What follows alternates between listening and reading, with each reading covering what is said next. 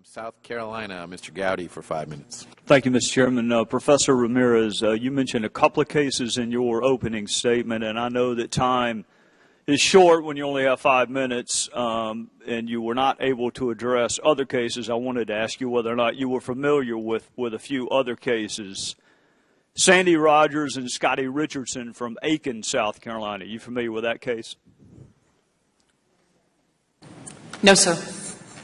How about Roger Dale Rice from Lawrence, South Carolina? Are you familiar with that case? No, sir. Eric Nicholson or Marcus Whitfield from Greenville, South Carolina? Are you familiar with that case? No, sir. Russ Sorrow from Greenville, South Carolina? No, sir. Or Kevin Carper from Spartanburg, South Carolina? No, sir. Professor, those are just a handful of the more than 340 police officers who were killed in the line of duty in South Carolina. And Kevin Carper's case is most instructive because his partner did CPR on the suspect that killed Kevin, trying to save his life. Let me ask it another way. Are you familiar with the case of Ricky Samuel? No, sir. How about Tamika Houston? No, sir. How about Nell Lindsay? No, sir. Miranda All? No, sir. Santiago Rios? No, sir. Those are all folks that were the victim of intra-racial homicides in South Carolina. And I hasten to add there were not protests either with any of those police officer killings or any of the intra-racial killings. And I suspect you agree with me, Professor, that all lives matter. Whether you're killed by a police officer or your next-door neighbor, you're every bit as dead, aren't you?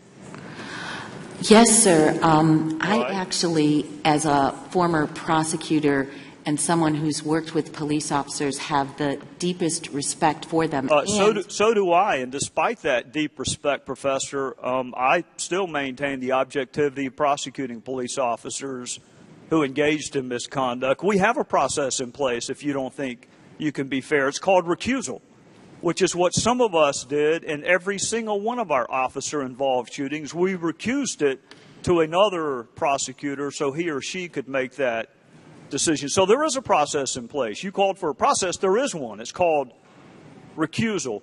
Do you know, as a former prosecutor, or can you deign what may have been the biggest impediment to our being able to successfully prosecute homicide cases, particularly homicide cases involving victims of color, in my criminal justice jurisdiction? Do you know what the biggest impediment was?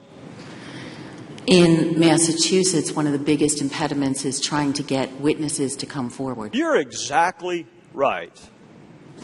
You're exactly right. You have a victim of color, and we had trouble getting witnesses to cooperate with law enforcement and prosecutors, which then, as you know, diminishes the quality of that case and your ability to prosecute it, which may result in a lesser plea bargain because you don't have the facts, which may then result in what you said in your opening statement, which is people have a tendency to treat black lives differently than white, when the reality is the case wasn't quite as good. Isn't that a possibility too?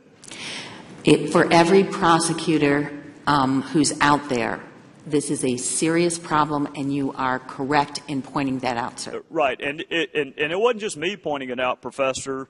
I happen to have a fantastic chief of police when I was the DA.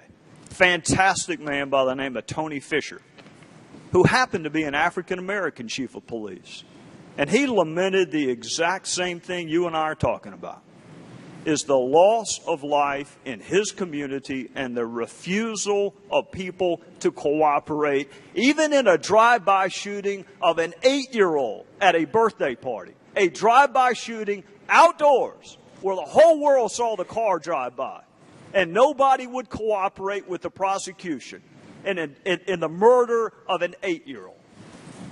So I hope that part of this 21st century police strategies conversation that we're having includes getting people to cooperate with law enforcement so you can hold people to the exact same standard regardless of the race of the victim.